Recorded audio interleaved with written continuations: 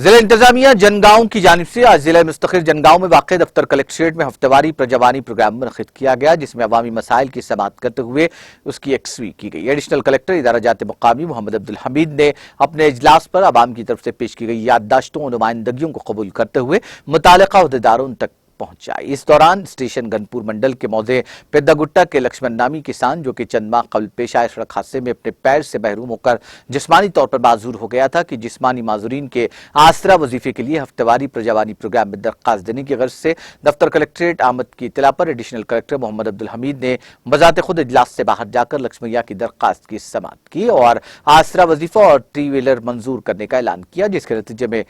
یہاں موجود عوام میں مسرت کی لہر دوڑ گئی۔